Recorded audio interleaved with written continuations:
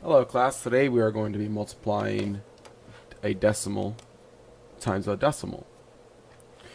So we can use a strategy, you get what you multiply when we have a whole number multiplied by a decimal.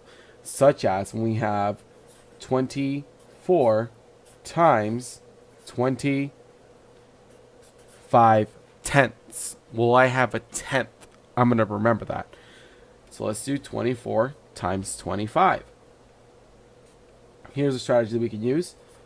20 and 4. So I have 4 times 25, which is going to get me 100. And then I have 20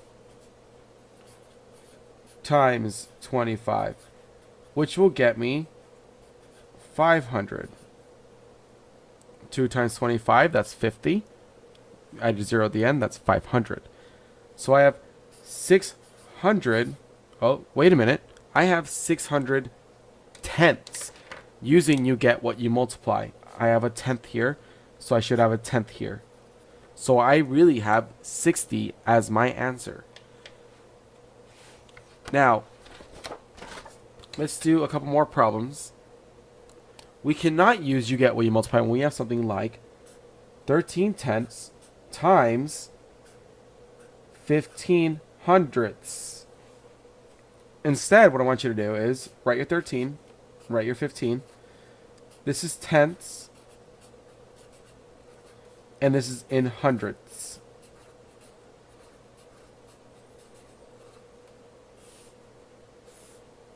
We're going to multiply here. 5 times 3 is 15. 5 times 1 is 5, plus the 1 is a 6. Cross that out. Now we're working in our tenths place, so we have to drop a 0 here, because we're not in the ones place anymore, we're in the tenths place. 1 times 3 is 3, and 1 times 1 is 1. So I have 5, because we're adding it, right? 3 plus 6 is 9, and then a 1 here. Well, now I have to multiply a tenth and a hundredth. This is a tenth, and this is a hundredth. When you multiply these two together, you get a thousandth. So my answer should be in thousandths. So I have 195 thousandths.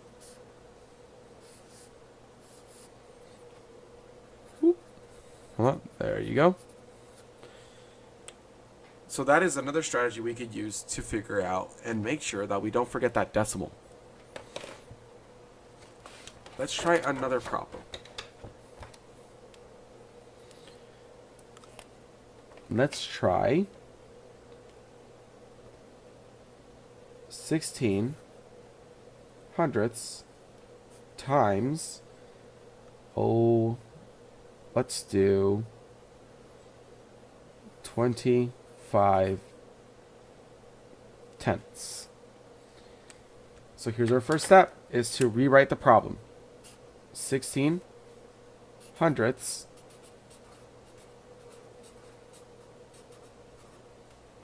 (25 tenths).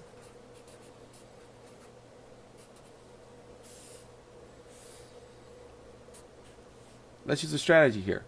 We have 16 times 25. I'm going to half my 16 to 8. And I'm going to double my 25 to give me 50. Well, I know that 8 times 5 is 40. Drop my 0. So my answer is 400. And I have a hundredths and a tenths. When I multiply those two, I'm going to get a thousandths. So I have 400 thousandths. Let's try another strategy. Let's say I have 2 tenths times 1 tenth. Well, one strategy we can use is the one that we've been doing before, by make sure we write our hundreds or thousands, or what we can do is rewrite them as fractions. So this is 2 tenths, so that's 2 over 10 multiplied by 1/10, which is 1 over 10. 2 times 1 is 1. And 10 times 10 is 100. So I have 1/100ths. Now we convert that back into a decimal, which is going to get me 0, 1. 1/100ths. Thank you guys for watching. That is how you multiply a decimal by a decimal and convert the decimal into a fraction.